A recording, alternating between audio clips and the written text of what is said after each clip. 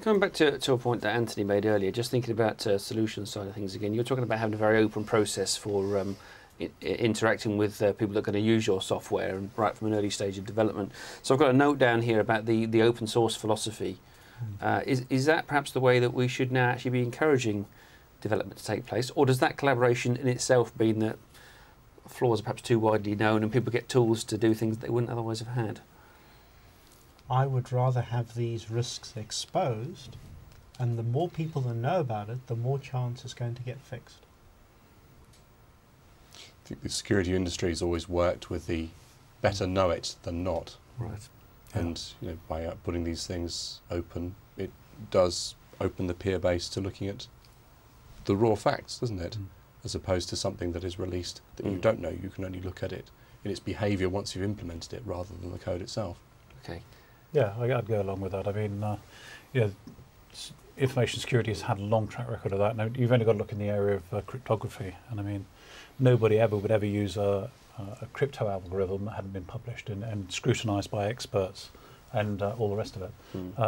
Clearly, it's a two-edged sword because the bad guys can do the same sort of scrutiny, but there's probably more good guys than there are bad guys. So on balance, you're going to get some benefit out of it.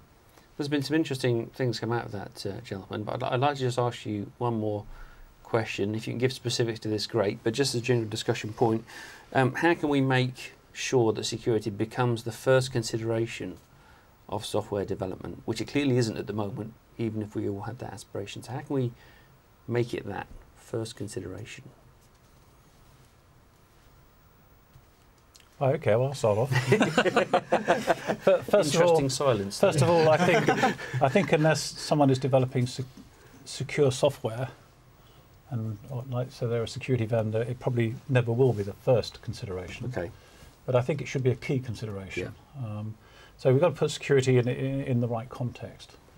And I think we've got to get to a stage where we have a cadre of skilled, experienced people that understand how to build security right the way through the development process. Right from the requirements gathering, the architecting, the designing, the development and implementation, the testing, and then through to secure operations. And we haven't really talked about secure operations, but you can build the best security in the world, but if you implement it and operate it insecurely, then it's still going to be a problem. Yes. And don't let's forget about when it's all finished, you want to throw this stuff away.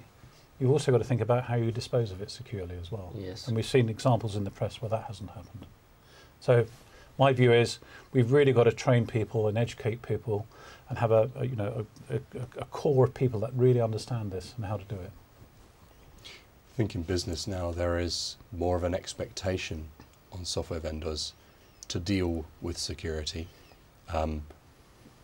There's more of an appetite to not have the flaws put in, but we still seem to be in quite a sort of an acceptance culture of there is a flaw, you patch it, but you don't ever go back and then say, hold on, Mr. Vendor, I'm going to hold you to account. You've actually been exposing my business for a period of time. It's just an acceptance kind of culture. So people do question, but we still live in that acceptance, I think. Yeah. It is a culture change. We have to change the culture. I don't think developers, for example, want to write insecure software. So I really liked your points about education. Yes. We need to make sure people do that. We need to use the technologies that are out there to try and catch some of the standard bits that are going wrong quite quickly. Because that can be automated. That's something tools can be used for. And then we have to change the way we think about requirements. And let's look at different approaches, which are not so novel anymore. The agile approaches, having test-driven development, where you do the test, then the development, making the cycle shorter, exposing that software more often. So having you never actually release a product, you have a continuous beta cycle. And that's how we're going to start making things more secure. Thank you. John, Anthony and Dan, thank you very much. Thank you. Thank you. Thank you.